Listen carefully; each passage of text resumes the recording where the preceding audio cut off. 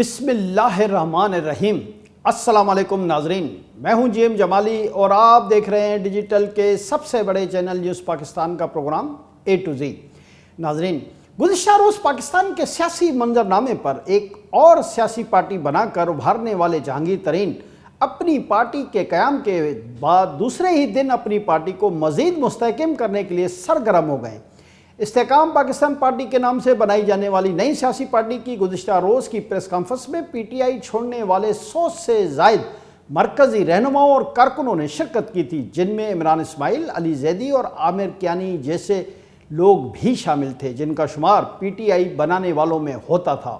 آج اطلاعات ہیں کہ جہانگیر ترین نے پرویز خٹک کو بھی اپنی پارٹی میں شامل کرنے کے لیے کوششیں تیز کر دی ہیں، جبکہ اسد کیسر سے بھی رابطوں کی کوشش کی جا رہی ہے۔ ذرائع کے مطابق پرویز خٹک کافی دنوں سے جہانگیر ترین سے رابطے میں ہیں اور انہوں نے مشترکہ حکمت عملی بنانے پر آمادگی بھی ظاہر کی ہے۔ ذرائع نے یہ بھی بتایا ہے کہ پرویز خٹک بہت جلد اپنے ساتھیوں سمیت جہانگیر ترین کے استحکام پاکستان پارٹی میں شامل ہوں گے۔ ذرائع کا یہ بھی کہنا ہے کہ پرویز خٹک کو استحکام پاکستان پارٹی کا جنرل سیکرٹری بنائے جانے کا امکان ہے۔ یاد رہے کہ فاٹا سے جی جمال، کے پی کے سے اجمل وزیر، پنجاب سے مراد راز، فیاض چوہان، فردوس عاشق اعوان، نعمان لنگڑیال اور نوریس شکور سمیت پی ٹی آئی کے درجنوں سابق رہنما جہانگیر ترین کی نئی پارٹی میں شامل ہو چکے ہیں۔ تاہم فواد چودھری سمیت بعض رہنماؤں کے بارے میں کہا جا رہا ہے کہ وہ کسی بھی ادارے کے کہنے پر یا دباؤ پر جہانگیر ترین کی طرف سے نئی بنائی جانے والی پارٹی کی پریس کانفرنس میں بڑی بے دلی سے شریک ہوئے، لیکن ذرائع کا یہ بھی دعویٰ ہے کہ فواد چودھری اپنے سیاسی مستقبل کے لیے کسی دوسرے گیم پلان پر بھی غور کر رہے ہیں۔ کہا جا رہا ہے کہ بظاہر جہانگیر ترین کے استحکام پاکستان پارٹی جوائن کرنے والے فواد چودھری کسی بھی لمحے کوئی دوسرا فیصلہ کر سکتے ہیں، جس میں ان کا عمران خان کی طرف سے واپسی کا بھی امکان موجود ہے۔ تاہم ابھی اس حوالے سے کوئی حتمی بات نہیں کی جا سکتی۔ واضح ہے کہ فواد چودھری اپنے 15-16 سالہ مختصر سیاسی کیریئر میں 5 سیاسی جماعتیں جوائن کر چکے ہیں، لہذا سیاسی جماعت اور اپنی سیاسی وفاداریاں بدلنا ان کے لیے کوئی بہت بڑا مسئلہ نہیں ہے۔ یہی وجہ ہے کہ پاکستان تحریک انصاف کے سابق رہنما فواد چودھری استحکام پاکستان پارٹی کی تقریب میں اسٹیج پر موجود کرسی پر نام ہونے کے باوجود نہیں بیٹھے تھے۔ فواد چودھری اس تقریب میں کچھ پریشان حال دکھائی دیے، جس کے بعد سوشل میڈیا پر بہت سے لوگ یہ سوال کرتے دکھائی دیے کہ فواد چودھری کو استحکام پاکستان پارٹی میں شامل ہونے کے لیے کوئی سنگین دھمکیاں دی جا رہی ہیں یا معاملہ کچھ اور ہے۔ جی ناظرین، دوسری طرف جہانگیر ترین کی نئی پارٹی استحکام پاکستان پارٹی کو ماضی میں بنائی گئی بہت سی کنگز پارٹیوں سے تشبیہ بھی دی جا رہی ہے۔ سیاسی حلقوں کا کہنا ہے کہ جہانگیر ترین ماضی میں بننے والی کنگز پارٹیوں کی طرح پاکستان کی سیاست میں کوئی بڑا ڈینٹ ڈالنے میں کامیاب نہیں ہو پائیں گے، کیونکہ ملک بھر میں سیاسی طور پر ان کا کوئی وزن ہی نہیں۔ اسی لیے تمام تر وضاحتوں اور کوششوں کے باوجود جہانگیر ترین کی نئی سیاسی جماعت کو سیاسی حلقوں اور عوامی نظر میں کنگز پارٹی ہی سمجھا جاتا رہے گا۔ یاد رہے کہ پاکستان میں ماضی میں کاف لیگ، پیپلز پارٹی پارلیمنٹیرین اور پاک سرزمین پارٹی اور ایم کیو ایم پاکستان سمیت تمام پارٹیوں کی ملکی سیاست میں کوئی خاص کارکردگی نہیں رہی اور ملک میں 2 پارٹی سسٹم ہی قائم رہا۔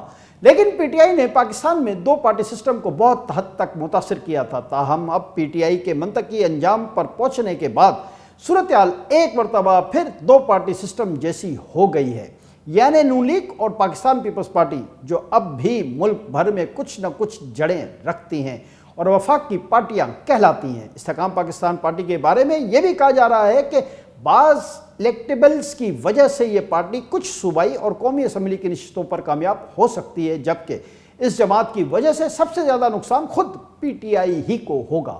اس نئی پارٹی کی وجہ سے پنجاب میں نون لیگ کو بھی کوئی بہت بڑا نقصان نہیں ہوگا۔ اس حوالے سے نون لیگ کے متعدد مرکزی رہنماؤں نے میڈیا سے بات چیت کرتے ہوئے کہا ہے کہ استحکام پاکستان پارٹی کی وجہ سے نون لیگ کو کوئی سیاسی نقصان نہیں ہوگا، بلکہ خواجہ آصف سمیت نون لیگ کے بعض رہنماؤں کی طرف سے یہ بھی کہا گیا ہے کہ جہانگیر ترین سے نون لیگ کی اچھی ورکنگ ریلیشن شپ ہے، جس کی وجہ سے پنجاب کو بعض صوبائی اور قومی اسمبلی کی نشستوں پر سیٹ ایڈجسٹمنٹ بھی ہو سکتی ہے۔ جی ناظرین، دوسری جانب اس پورے منظرنامے میں پاکستان پیپلز پارٹی ہر لحاظ سے ون ون پوزیشن پہ نظر آ رہی ہے۔ جنوبی پنجاب سے سیاستدانوں کی ایک بہت بڑی تعداد پاکستان پیپلز پارٹی میں شامل ہو چکی ہے۔ اس سلسلے میں آصف علی زرداری بھی 2 روز قبل اپنی تقریر میں کہہ چکے ہیں کہ اس بار جنوبی پنجاب کے سیاسی محاذ پر پاکستان پیپلز پارٹی ہی کامیابی حاصل کرے گی۔ نیا سیاسی منظرنامہ دیکھ کر ایسا بھی لگ رہا ہے کہ اس بار پنجاب میں کوئی بھی ایک جماعت حکومت نہیں بنا سکے گی، جو بھی حکومت ہوگی وہ اتحادی حکومت ہی ہوگی، جبکہ وفاق میں بھی صورتحال کچھ مختلف ہونے کا امکان نہ ہونے کے برابر ہے۔ موجودہ سیاسی حالات میں وفاق میں بھی مخلوط حکومت ہی بننے کا امکان ہے، تاہم جو پارٹی سب سے زیادہ نشستوں پر کامیاب ہوگی اسی کا آئندہ وزیر اعظم بھی ہوگا۔ جی ناظرین، دوسری جانب آج قومی اسمبلی میں 14,408 ارب روپے کا وفاقی بجٹ پیش کر دیا گیا، جس میں متعدد نئے ٹیکسز لگانے کے ساتھ ساتھ حکومت نے اگلے مالی سال کے لیے نئے ٹیکس اہداف بھی طے کر دیے ہیں۔ وزیر خزانہ اسحاق ڈار نے قومی اسمبلی میں بجٹ پیش کیا۔ قبل ازیں بجٹ کے حوالے سے وفاقی کابینہ کے اجلاس میں متعدد بجٹ تجاویز کی منظوری بھی دی گئی۔ بجٹ دستاویزات کے مطابق بجٹ 2023-24 کا کل حجم 14,460 ارب روپے مختص کیا گیا ہے، جبکہ ایف بی آر کا ٹیکس ہدف 9,200 ارب روپے مقرر کیا گیا ہے، جن میں سے ڈائریکٹ ٹیکسز کا حجم 3,759 ارب روپے ہوگا، تاہم انڈائریکٹ ٹیکسز کا حجم 5,441 ارب روپے کا ہوگا۔ نان ٹیکس آمدن 2,963 ارب روپے ہوگی۔ آئندہ مالی سال کے لیے مجموعی آمدن 12,163 ارب روپے ہوگی۔ وفاقی محصول 2,531 ارب روپے ہوں گے۔ صوبوں سے 650 ارب روپے کا سرپلس بجٹ ملے گا، جبکہ پرائیویٹائزیشن سے 15 ارب روپے کی آمدن ہوگی۔ آئندہ مالی سال بجٹ خسارہ 7,573 ارب روپے کا ہوگا۔ قبل ازیں بجٹ اجلاس میں وفاقی کابینہ نے 1,150 ارب روپے کے وفاقی ترقیاتی پروگرام یا PSDP کی منظوری دے دی۔ کابینہ نے انفراسٹرکچر کے لیے 4,091.3 ارب روپے مختص کرنے، توانائی کے شعبے کے لیے 86.4 ارب روپے رکھنے کی منظوری دے دی۔ وفاقی کابینہ کی جانب سے ٹرانسپورٹ اور کمیونیکیشن کے شعبے کے لیے 263.6 ارب روپے مختص کرنے کی منظوری بھی دی گئی ہے۔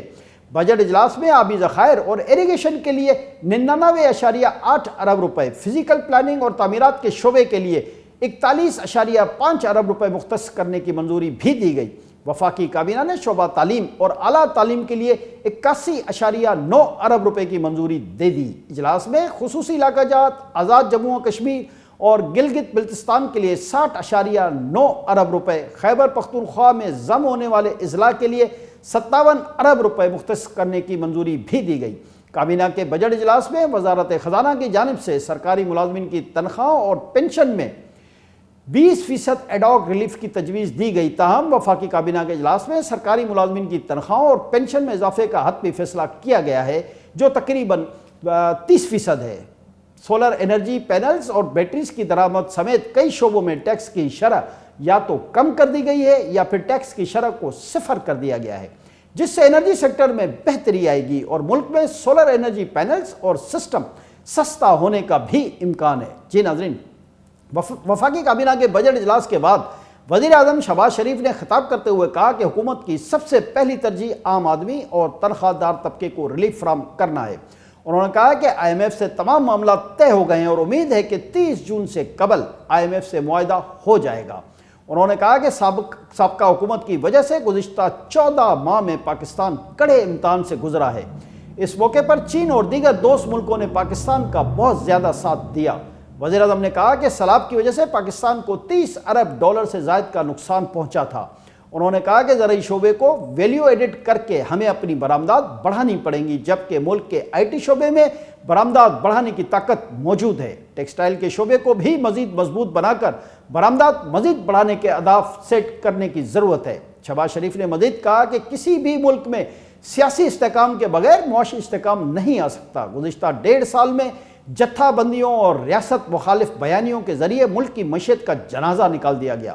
انہوں نے کہا کہ موجودہ حکومت نے اپنا سیاسی کیپٹل قربان کر کے ریاست کو بچایا ہے۔ اس صورتحال کی وجہ سے عوام کو بے پناہ مشکلات کا سامنا بھی کرنا پڑا ہے، لیکن خوشی کی بات یہ ہے کہ آنے والے دنوں میں ملک کے معاشی حالات بہتر ہونے کے قوی امکانات موجود ہیں۔ وزیر اعظم نے مزید کہا کہ ملک میں انرجی کے کرائسس سے نمٹنے کے لیے سستی گیس کے معاہدے کیے جا رہے ہیں تاکہ عوام کو سستی گیس فراہم کی جا سکے۔ جی ناظرین، جیسا کہ خیال کیا جا رہا تھا کہ ملک کا اگلا بجٹ IMF کے بغیر ہی پیش کرنا پڑے گا۔ سو آج یہ بات ثابت ہو گئی کہ آج پاکستان نے IMF کی تمام تر شرائط پوری کرنے کے باوجود IMF کے قرضے کے بغیر ہی بجٹ پیش کر دیا۔